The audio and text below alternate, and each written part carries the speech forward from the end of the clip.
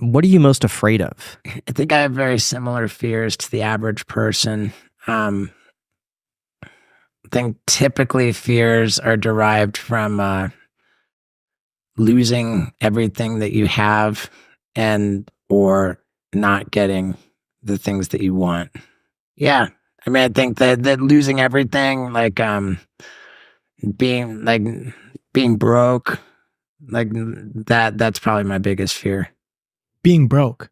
Yeah, like I think that it's particularly easy to lose a lot of money. All you got to do is save a lot of money. I think that it's pretty incredible how how it's possible to lose everything. Well, I think even in that lawsuit example, that could get insanely expensive with relatively uncapped potential liability on something like that. For sure. Is he okay? Yeah. Good. Definitely is okay. What is your biggest insecurity? I've got this trademark voice, very recognizable. If I call to order a pizza, there's a strong chance that the person on the other end of the line is going to say, "No way, dude, is this Steve-O?" And that's something that that's it's trademark. It is. I know that my fiance, she loves it, but I at times find myself very insecure and self-conscious of what a piece of shit voice I have. That was not what I was expecting. Yeah, that's not what I was expecting at all. At all. Yeah. For me, it's very much of a trademark. Like I wouldn't even think of anything other than attributing that voice to you. Right. I mean, like it's far more recognizable than my actual appearance. Do you know like what it is about your voice that makes you bothered by it specifically? My concern, my fear, my insecurity is that it's unpleasant to listen to. Wow.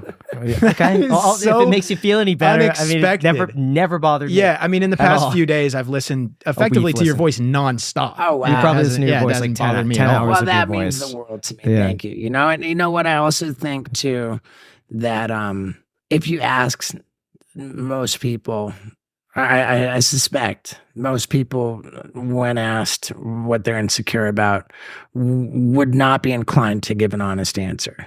And that in declining to give an honest answer, what they're effectively doing is packaging it. Yeah, like bottling it up so that it can fester and have more power over them. And I do subscribe to being transparent, to just saying, you know what, like I find myself very self-conscious about my voice, and having said that openly and honestly, took a little bit of power out of it. And your guys' response was appreciated by me. That is just such an unexpected It really answer. is. Yeah. Now, what about, because we were talking on your podcast about the process of aging. Yeah. And how you felt like you are known as Steve-O, but your body might not always be able to keep up with that. And what is it was like, in what way, if you could explain it? What I was saying is that my identity is very tied to adolescent behavior, like recklessness, immaturity. Like the whole art of jackass is a young man's thing. And to be Steve-O old, it's scary. Like I've felt that somehow it's not okay for Steve-O to be old. And as I was saying, that Kevin Smith, he pushed back on that. Yeah. He pushed back on that strenuously, saying that he can see a future for an edgy old Steve-O to be very cool and active. What age do you feel mentally? Man, I don't know that I feel mentally a different age than I am. And it's crazy to say that I'm 50, 50 years old. Like, it's hard for me to compute that I'm 50 years old. But at the same time, the amount of experience that I have packed into this lifetime is mind-boggling. You know, I really, I was, last week, I went skydiving 25 times in 4 days, getting certified to do a particularly ridiculous stunt for this multimedia tour that I am embarking on. We broke for lunch one day, and these two skydiver guys were talking. When in a casual conversation, one guy was saying, you know, time is the most valuable thing. You never get it back. You know, time, like, and I wasn't even part of the conversation because I was over at the counter, like, we're trying to get my food. And I had a moment to myself contemplating, like, I just heard, time is the most valuable thing. You never get it back. And I just had this, this moment of reflection, thinking that, yeah, time, it really is valuable. And I feel that, God, I've been proactive about making all my time count. Yeah. You know, like, I think 50 years is a long fucking time. And I can't imagine how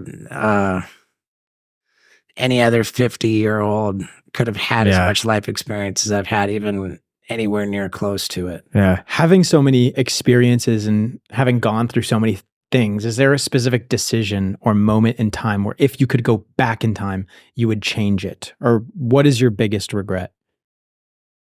I say it a lot that my biggest regret is not being diligent about flossing my teeth, like flossing and brushing in general. And, you know, because I've said it so much, I won't spend too much time on it, but some people can get away without flossing. Some people cannot. And when I say that some people cannot, I was one of those people who had a bacteria that accumulated in my mouth because of not flossing. And this is a bacteria that brushing will not eliminate.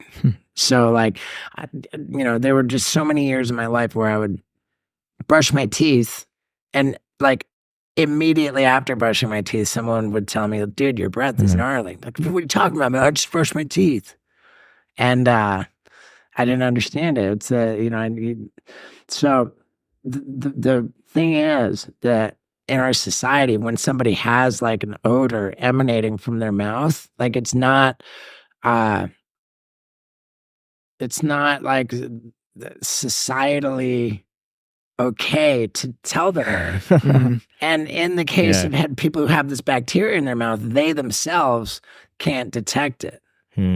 So no one will tell you you've got it, and you don't know you have it yourself. So you just go through life like just being foul and offensive to anybody who's within speaking distance from you. And yeah, it's tough, man.